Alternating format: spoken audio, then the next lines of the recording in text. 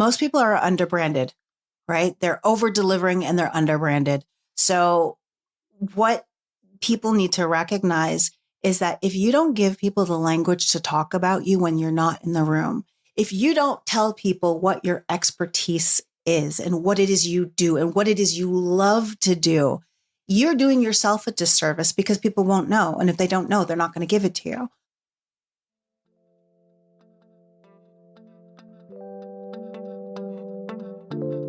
Three, two, one. Welcome to the Campfire Circle.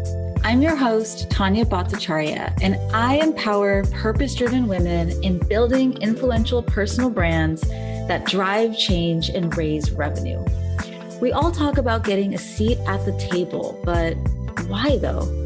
Who wants to sit in a stuffy boardroom anyway? Let's reimagine the ultimate space of leadership as a campfire circle, where we share stories that inspire movements, build brave communities to huddle together with for warmth, and where there is always room. Come sit with us. So, as a keynote speaker, corporate trainer, and coach who specializes in personal branding for the hybrid workplace, Cher has made it her mission to teach leaders who love their jobs and the companies they work for how to develop a strategic personal brand at work so they can take charge of their own success. As Cher says, our personal brand is a powerful business tool to establish trust, credibility, and belonging in a world where face-to-face is not always an option. But with everyone checking LinkedIn before they take a call, respond to an email, or accept a meeting request, it's fair to say the brands of most professionals are not working for them. But that's where Cher can help. I personally met Cher through Clubhouse last year, and then through catching her epic weekly LinkedIn Lives, which I'm sure we'll be talking about in just a bit. But for now, Cher, I want to welcome you to the Campfire Circle podcast. Thanks for being here. I got my marshmallows ready and I'm ready to rock. So thank you so much for inviting me. Absolutely. Okay, quick question for you. Do you like your marshmallows super crispy burnt, like black around the marshmallow, or do you like them like lightly toasted? Black around the marshmallow. Okay, me too. Okay. Me too. I thought you were going to shame me. No, not at all. Those are my favorite. I like when it literally lights on fire and then I just pop it in my mouth after the fire gets out. I love that. Crispy, sweet, perfect. Exactly. All right, Cher, this is a fun question for folks like us who are always kind of helping other people craft their brands and their stories. Mm-hmm. But Cher, I want to know your story. So what did you grow through to become the guide that you are today? I love that question just because there's so many iterations to Cher Jones. It's crazy. But I see how they all, we just connect the dots in those stories and we see and we pluck little pieces of experiences from one piece to the next, one iteration to the next. So I started my career in broadcast journalism and sports broadcasting, to be specific. And I thought I was going to be the next Hannah Storm, Pam Oliver. These are like old school women in sports. And then I had my second son, Kobe, and working for the Raptors, which is in the basketball season, which is nights and weekends. If you have two children, one who was like school aged and one was a brand new baby, it just wasn't working for my family. So I had to literally reinvent myself. And so I moved into the marketing and communication space where I was doing a lot of copywriting. So I took my broadcast journalism experience, a lot of production, so media production side of live television, cutting highlights for the pre and the post game show, getting interviews, all that kind of stuff, to moving into copywriting, because that was like the first glimpse of working from home. This is a long time ago. So this is like the internet just became a thing and accessible for everybody beyond CDs, right? So I wrote copy for a while, and it was like direct mail copywriting, which is a very hardcore, hard sales copywriting. I did not like it at all. And I didn't stay at that job for too long. And I moved into more of a consulting role with another company. And I was able to take on a communications manager role where I helped them develop. They were a property development company. I helped them develop their presence and build trust in smaller communities where they wanted to bring shopping malls to. And that was like the big fear of bringing in like things like Walmart or large drugstores where it's like, we're going to take over, Main Street and bring all this new fandangled stuff. So we had to create trust and build a presence and a brand for this company and the people behind the brand. And then the real estate crash. So we're talking 2009. I'm really trying to fast forward through my career here, but each one of these pieces, you're going to see how they connect the dots. I went back into copywriting because the crash happened. And then I went into PR and communications for the city of Toronto. So a lot of government PR. And at this time, this is when Obama had just won the elections. We had a mayor who was really prolific on Twitter when Twitter was like the hotness for everything.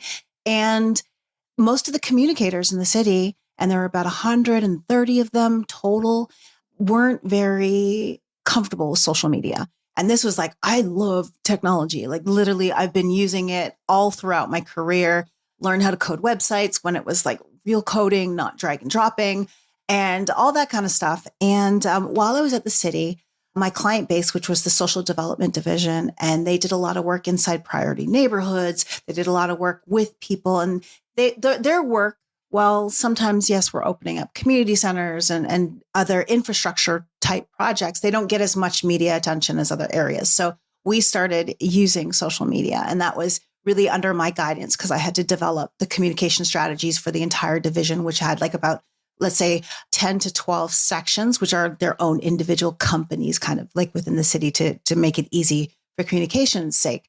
Anyways, did that for 4 years. But while I was at the city, if you said Cher Jones, you said social media in the same sentence, because I started to build my brand in the city with over 35,000 employees for the city of Toronto.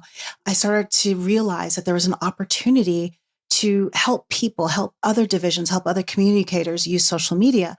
So I developed the city's first communications training on social media and taught all of those communicators. I also helped them develop their policies for employees, because when I started working there, only 25 people had access to social media, and I was one of them. So I wanted to be at that table and bring perspective in, because most of them were senior communicators or they were in IT on the web, but they weren't social. So I had to bring like, here's the perspective on actual users using social media and what that means. Anyways, my internal clients started recommending me to their external community partners saying, hey, can you speak to youth about using social media for jobs and not wrecking their entire futures by posting drunk pictures or whatever? But then I realized that why are we telling them about the negative? And then also not only youth, but also newcomers to Canada and how they could leverage social media to get work and whatnot. And I was like, listen, let's take it from an asset-based perspective. Like, how can you build a brand that people want to hire you? Because it's hard to ignore awesome on the internet. So that's really where that journey started to come into play. And in 2013, I said, listen, I'm going to do this in some way, shape, or capacity full time. And over the last almost 10 years, basically my brand has morphed from a social media trainer that kind of specialized in personal branding to a personal branding expert at work, how to leverage social media for work at work, because we're recognizing that, like you said in the intro, people look you up before they call you. And now in this hybrid world of work, it's even more so. The old school know, like, and trust factor is still there. But we have this digital technology layered on that if you don't know how to build a brand that people can trust as a leader, as an expert, or just as someone who's working day to day with the right partners and customers and community providers, whatever, you need to show up for business. Or if you're an entrepreneur, same thing, especially if you're a consultant or subject matter expert in the space, whatever industry you are in, you got to show up. So good. I love how your story is actually very much like a beautiful mosaic that has come together to position you perfectly to do what you do now. And so much of what you said really resonated. You know, I tend to work, or I know a lot of people who are brilliant relationship builders in real life, like IRL, I guess. They're fundraisers, they're movement makers, they're deeply entrenched in their community. And it's like, they're not really necessarily sure how to translate that onto our digital world, because we are in a hybrid world now, right? And so, you know, one of the things I always ask people is if you're dreamiest, dreamy board member, if you're hell yes client, if you're, you know, amazing aligned referral source looked you up on LinkedIn today, would they want to work with you? Would they accept your meeting request? Would they want to work with you? And that's kind of the question we have to ask ourselves. But, as I think about what you do, because you go into workplaces and do this, I would think that one of the biggest fear points or like, scarcity mindset fear points that come up in the business owners that you talk to first is, what if I invest money in my employee's personal brand and they built such a standout brand that they get poached or they get recruited out? Do you ever hear that concern? All the time. Mm, And it's interesting because one of the things that I don't do, and this was a choice from my brand, is I don't work with active job seekers. I help mm, people be opportunity ready should opportunities present themselves, whether at work or for other companies. But when I hear that legitimate concern, because I don't want to devalue that, because it's definitely a legitimate concern, what are you doing to keep them? Right? mm. Why would they want to be like right now in this great resignation, great relaunch, great everything, reinvention of who people are? Employers have to work a lot harder or step up to the plate as far as making sure that you are providing a great place to work, because it's more than just money. It's more about belonging and inclusion. And when you start to incorporate the brands of your employees into the bigger brand, you will see that they have also created an attachment, ownership, a sense of ownership, especially when you start to co-create with your employee creators. And I think that's where the next wave of what we're going to see of just the growth of personal branding in the workspace is really leveraging your employee experts and putting them out Mm. there. Because at the end of the day, if they are well branded, not only, oh yes, they are for sure, they're at risk of being poached. Let's not pretend like that doesn't exist. But at the same time, well-branded employees who seem to love their job, the work they do, also attract new all-star talent to the team. Also get better results with their clients as far as the relationships, the loyalty that comes with relationships. So clients wanting to stay with this company because of the relationship they have. Because at this point, so many people are competing on price. So it does come down to, or thinking they're competing on price. So it does come down to relationship, why I would choose one company or another. And then as well, you've got being able to showcase culture, right? Mm. Through how they're showcasing what it's like to work. If they're talking about, initiatives that the company has going on that people can resonate with. And we're looking at, especially with Gen Z and especially younger millennials as well, they're really wanting to attach their brand to a brand that seems to care and Right. seems to have people that look like them who they can connect with. So there's more pluses as far as leveraging the brands of your people, and then there is about putting into building up their brand in fear that they're going to leave, because that's usually they're leaving not just because they have a great brand. Yeah, So absolutely. That's a great, great, great answer. Ooh, and what comes up for me is kind of that saying, right? Like instead of worrying, like, what if I invest in my team and they leave? Worrying about like the bigger issue is what if I don't invest in my team and they stay and it's not a good culture. And that's it. I think it's that that's it reframing. exactly. That Yeah. is. Mm. Well, let's continue this conversation about like these scary stories, right? Because we're around the campfire circle, we've got our burnt marshmallows. What do we do at the campfire circle? We share scary stories and kind of debunk them. So, speaking of fear, right? There's a lot of self-limiting beliefs that are kind of attached to this concept of personal branding and visibility. And I would love to know, like, what are some of the mindset shifts that you frequently work with your clients on and guiding folks as they work on owning their expertise? What is coming up for them? Most people are underbranded, right? Mm, They're over delivering and they're underbranded. So what people need to recognize is that if you don't give people the language to talk about you when you're not in the room, if you don't tell people what your expertise is and what it is you do and what it is you love to do, you're doing yourself a disservice, because people won't know. And if they don't know, they're not going to give it to you. Also, the social wheel gets the grease. So that's mhm. what we're seeing now is people who are getting ahead is because they're visible, right? So it's credibility. So the work that you do in your brand, the language that you associate to your brand so that you can give people language to talk about you, whether it's your clients, whether it's a sponsor at work, or someone championing you and opportunities for you, you need to give them something to talk about. And you, as the individual personal brand, the burden of proof is on you. So that's with your language, right? So the credibility, how you show up, what you say about yourself, so that people already are like, because usually you're the best source, right? They look you up because they want to know who you are. So what you tell them is all they know at this point, right? So it's your job to make sure that you're not over branding it and brand fishing. Right? So you don't want to be brand fishing out there.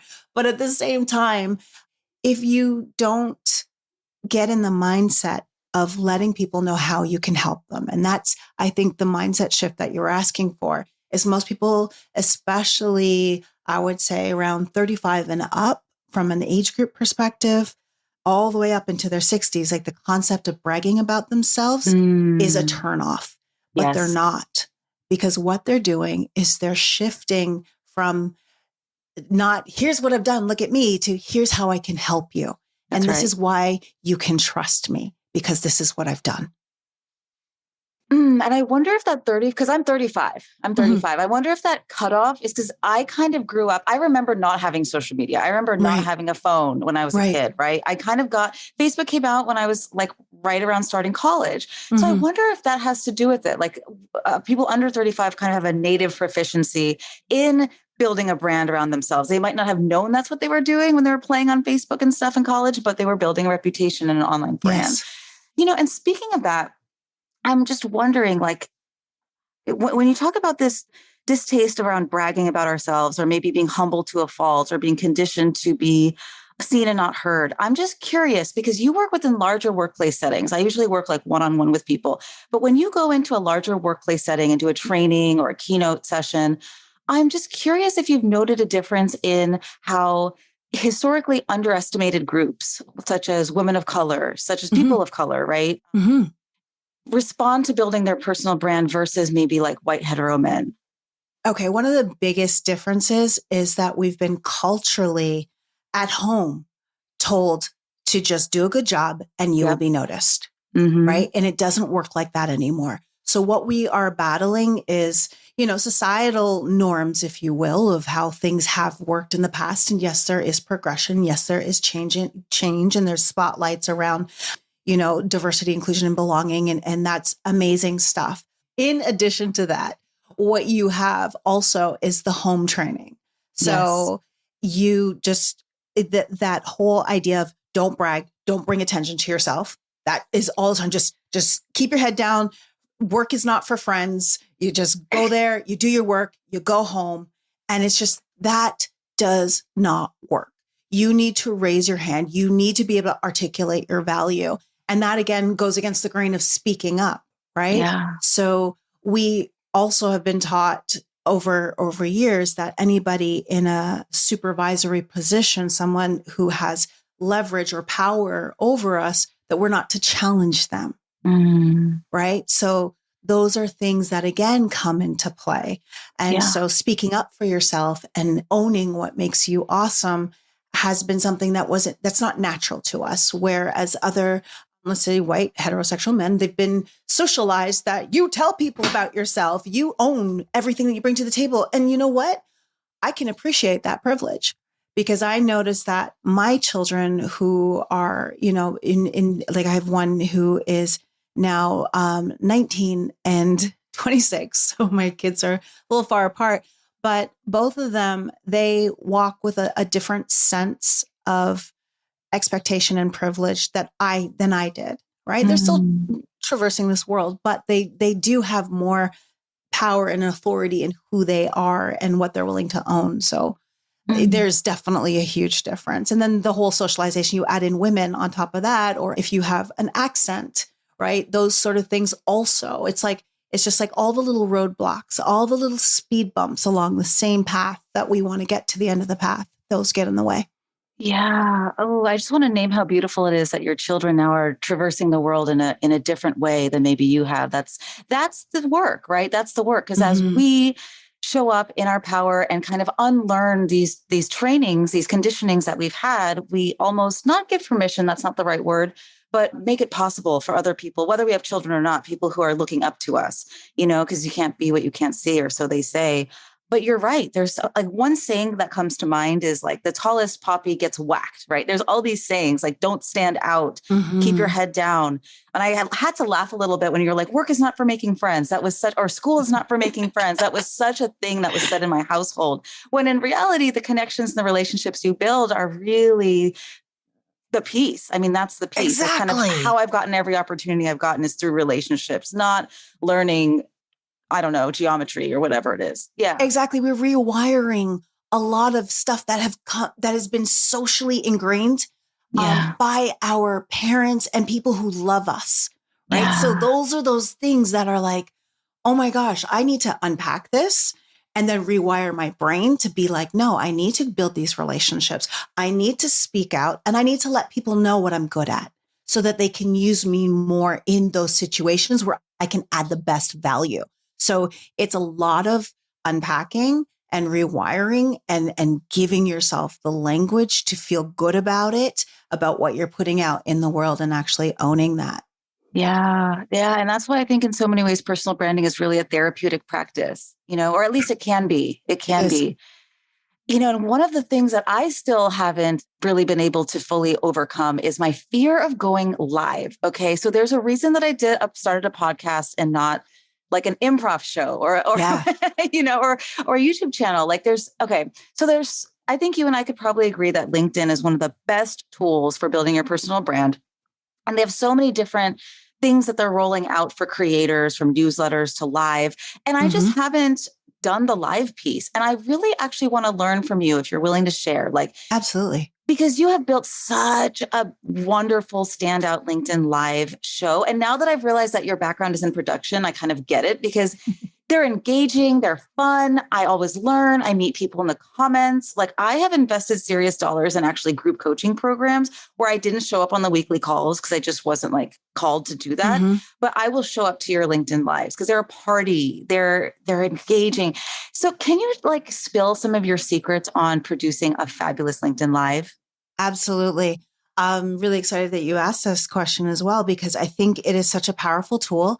And recently it's going through the final approval stages, but I did a LinkedIn learning for LinkedIn Live. And it's all about creating your show and what you can do to engage your guests. So that's something to table for the fall. But one thing that I want to tell you is really when you're doing a live, you've got to remember, even if you have an audience, even if you have a guest on your show, your audience is your third guest. So you need to have an interactive conversation with them. You also need to make sure that you're acknowledging your audience on the replay, because those are technically the audience. Because what people don't recognize is that most of your viewers will actually come when the live is over. So you have to make it an event for those that show up live. And you've got to literally bring them in, because when people it's like when people hear other names being called, they're like Dumb and Dumber, not the movie. So you're saying there's a chance, right? It's like it's a 1 in a million chance you're going to say my name. So it's like that movie where it's just like, oh my gosh, what if she says my name? What if I get in there? And like people feel so good to be acknowledged and part of it. And as a result, like I look at my stats, like I don't get a lot of dip. So like those who stay on for the duration of the show. I also, recognize, so another tip buried into that is recognizing the length of my show. I try to go for 30 minutes and then I end up around 42 minutes. Hey, if anything you're hearing today inspires you to get more visible as a go-to trusted voice for your audience and drive change towards your deeper mission, I've got something for you. LinkedIn is my favorite place to share my stories and build relationships with my co-conspirators and brand new friends. So I put together a free resource with 14 prompts to create your next post on LinkedIn. Take all the guesswork out of what to say and just start building your impact and influence. Be sure to tag me in your post so I can come by, cheer you on, and amplify your message. You can find those free prompts in the show notes. Okay, back to the episode. At the end of the day, it's about engaging them as part of the conversation, like they're, because they are there. They are, it's not TV. It's not you and your guest and that's it. Like this intimate conversation that we're having. You've got people going back and forth. And so it's just a wonderful tool. And then having stuff that's specifically for your audience and not your active guest, so to speak. So you have questions that you immediately engage them so that they're there. Also recognizing when you're doing a live, your first, let's say 3 minutes, you're talking to your replay viewers because everybody's not there yet. So you've got to go like, remember that 90% of your audience is watching this first part because that's what's going to hook them in to watch the rest. That makes sense because now when I think back to your lives in the beginning, you're very much like, hey, everyone, like, are you team live? Are you team replay? So you're getting people commenting right away and engaging right away, asking special questions. And that's a really great point. I think LinkedIn Live, we think like, okay, it's like, it's this period of time and then it's over. But no, it's like evergreen content that you could repurpose later. It lives on your page. It's the gift that keeps on giving. That's it. And I think about it because I have the Peloton app, right? I have the Peloton app and I usually don't always hit the classes live, but even after the fact, they still make it engaging and they're calling people out for their 1,000th class and stuff. So it feels less like I'm a spectator and more like I'm part of a community or a real live spin class, and I think that's what you've been able to do really well. There's actually a community called Podcasters Live. It's on YouTube. There's Steve Worthy does it. And what he does is he helps podcasters bring their podcast into the live space if you want to create a live broadcast as well. And that's something you should consider doing because you're great. You could totally do it live without a problem. Of course, in the beginning, you're going to deal with the tech like everybody else. Like it's like, what the tech? But you figure it out and then you're good to go. What the tech? It's thank you for saying that. And it's funny because I very specifically started a podcast so that I could have like control and I could edit it, but we never really edit it unless someone coughs or, a plane goes overhead because I live right by John Wayne Airport. But yeah, it's that fear, right? It's that fear of the unknown. It's not having control. It's like, what if things get screwed up? And I just know that if I feel that way, there's many other people who feel that way too. And so back to the mindset stuff, is there anything that you would say to someone out there, maybe that you would say to me, who's like, oh, I don't know, what if everything goes wrong? How would you support them in just like getting over that hump and just trying it? Yes. So the first thing I tell you to do is go broadcast to a private YouTube channel or unlisted YouTube channel just to get the kinks out, because really what it is, it's about leveraging the technology and speaking at the same time, right? So you're walking and chewing gum at the same time. So what you need to do is figure out, like, you don't want to go live to LinkedIn, like your money network the first time, right? So go practice, right? Grab a couple of friends and say, I just need to practice switching the camera. I just need to practice putting up the graphics or whatever, if I have an intro, starting the intro or anything like that. You want to do that so that you can just get the willies out, right? And then once you do that, honestly, what you'll love is just the fact your lives are just similar to your podcast in the sense there's no editing afterwards unless you want to grab pieces. And then if you're thinking about repurposing a live, and this is really important too, is you just have to make sure that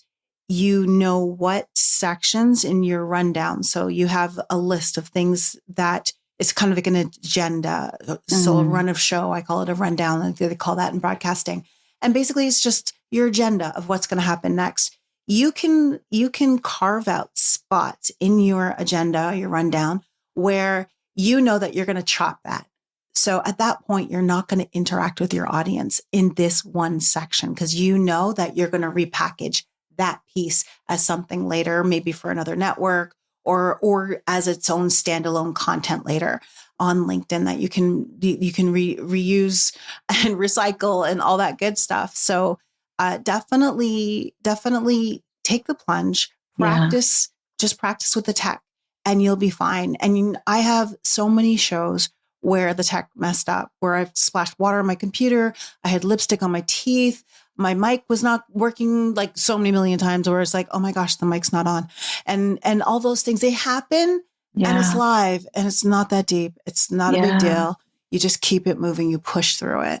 Yeah. I love that answer for many reasons. One, I think it points to the fact that sometimes we see someone maybe like you, or we see someone who's been doing this for a long time and we're just like, well, they're amazing. I'm never going to get there, so I'm not even going to try. And the fact is, there's so much work behind the scenes, so much practice, so much, if I think about public speaking, so much practicing in the mirror, rehearsing before they go on stage and like kill it that one time. There's so much that goes on behind the scenes that we just don't necessarily see. So, Exactly. and yeah, practice makes perfect. It does. It really does. And you're progressing the entire way through. And even though I know my starting level is higher than most just because of my broadcasting background, I still see the significant progress between like episode 1 and episode 50, like just as far as the transformation, the comfort, and is really the comfort in the mess up, because the mess up's the tech is going to happen. It's just how you roll with it. You know what I mean? And it's just in the beginning, you feel like it's the end of the world, and it's really not that deep. Right. That reminds me of one of my favorite quotes. Actually, the founder of LinkedIn came up with this quote, Reid Hoffman. He's like, if your first attempt at something doesn't eventually embarrass you, you've waited too long to even try.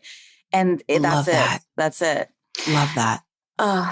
So this time flew by. We're nearing the end of this conversation. But one of the things I always love to ask my guests towards the end is, like, what is your big dreamy vision for the future? Like, what world are you working towards through your work?